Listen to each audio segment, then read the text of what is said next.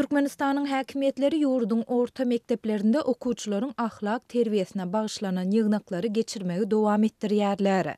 Şeýle ýygnaklaryň nowbatdakysy Ahal velaýatynyň we Aşgabatyň mekdeplerinde geçirilýär. Bu barada habar berýän Türkmenistanyň Kronikasy neşriniň maglumatyna görä, yerli polisiýa bölüminiň we prokuraturanyň işärleri mekdeplere aýlanyp, okuwçylaryň arasynda jenaýatyň köpelendigini aýdýarlar.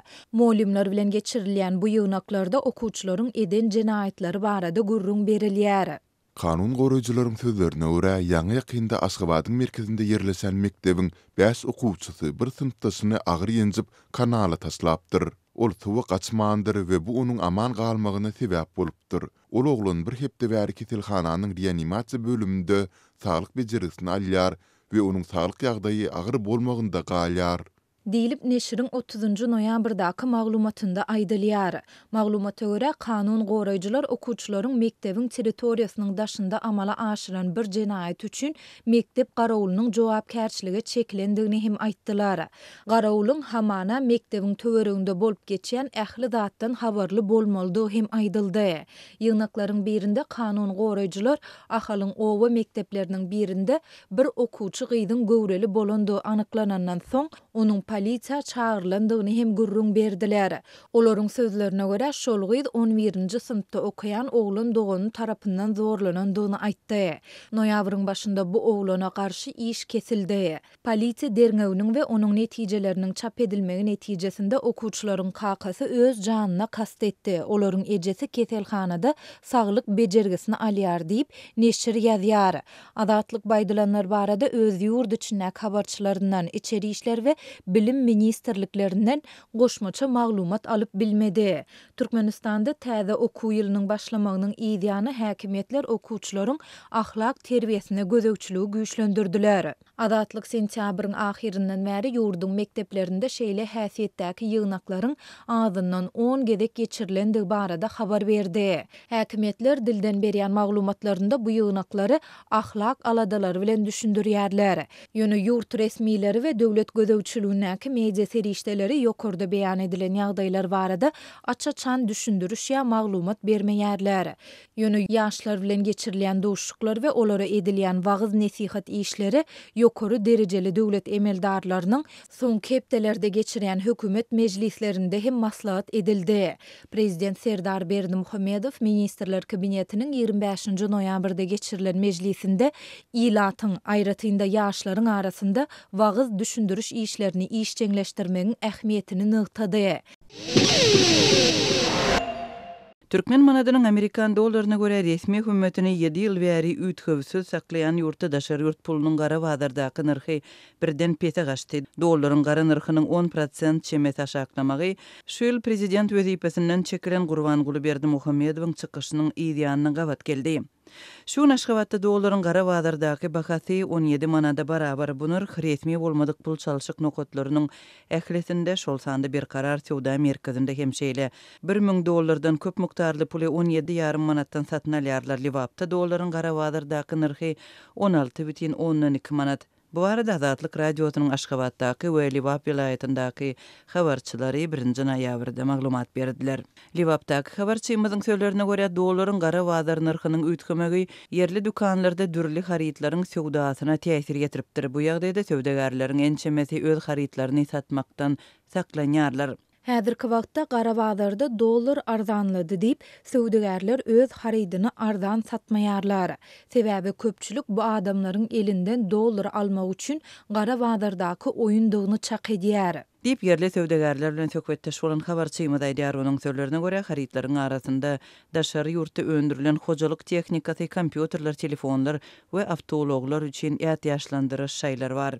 Käbir ýagdaýlarda satyjylar bahasyny dollarda görkezýärler we bu gara bazardaky narhdan artyk bolýar. Awtoşaýlary baryp satyn almakçy bolsaň, satyjylar öz öňündäki kompýuterine garaýar we bahasyny dollarda aýdýar. Olar dollary 19.40-dan hasaplaýar.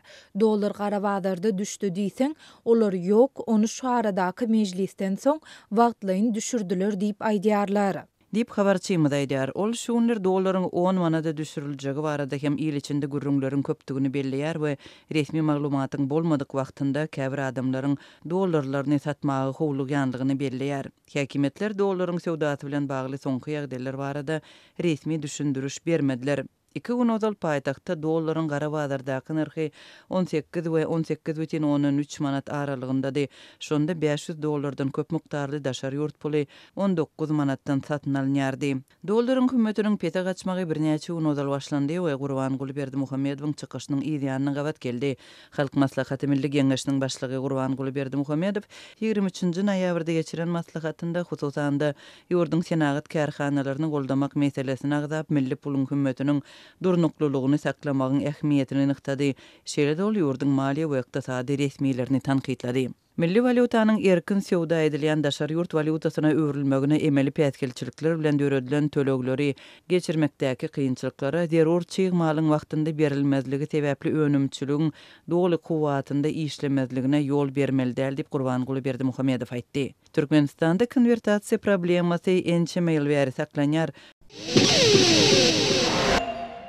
Türkmenistanda orta mektebi tamamlan oglanlar ýokary okuwa synanşmak şerti bilen harby gulluga çağırış möhletini 1 ýyl ýyda süýşürip bilerler. Bu düzgün Türkmenistanyň harby borçluluk we harby gulluk hakyndaky kanunyna girdilen goşmaçalarda kepillendirilýär. Bu waka türkmen ýaşlarynyň orta mektepleriň gutardyş synaglaryndan soň destine goşun gullugyna alınıp gidilýändigi barada Azatlyk radiosynyň ýygyderli çap eden maglumatlarynyň ýa-da gabat geldi. Goşmaçalara laýyklykda kanunyň raýatlary harby gulluga çağırış möhletini ýyda süýşürmek baradaky 19-njy maddasynyň 1-nji böleginiň 2-nji bendinden soň aşagdaky bend goşuldy. Umumy bilim edaralaryny we ýürüýte bilim edaralaryny tamamlan ýylynda Türkmenistanyň we daşary ýurtlaryň ýokary we orta hüner okuw mekdepleriniň giriş synaglaryna gatnaşmagy isleg bildirenlere harby gulluga çağırış möhletini ýyda süýşürmäge mümkinçilik berilýär. Bu goşmaçalar ýaňy orta mektebi tamamlan uniwersitete ýa-da orta hüner okuw mekteplerine girmek isleýän ýaşlara degişlidir. Kanunyň täze görnüşi 30-njy noýabrda ýurdun metbugy serişdelerinde çap edildi we şol günden başlap güýje girdi. Azatlyk daşary ýurtlardan dolanan ýaşlaryň aeroportdan we orta mekteplerde hemde ýokary okuw jaýlarynda gutarış synaglaryny tapşyran okuwçylaryň we talipleriň okuw partasyndan destine harby gulluga äkidilýändigi barada ençeme gezek habar berdi. Uçurumlaryň gutardyş sahadatnamasyny almagyna we munyň bilen bagly geçirilýän dawara gatnaşmagyna hem ruhsat berilmeýär. Ýurdun ýokary okuw jaýlarynda hem ýagdaý seýle bolup, ýokary okuw jaýlaryň gutardyş synagyndan soň ýaşlar öýlerine dolanman göni gulluga gitmeli bolýarlar.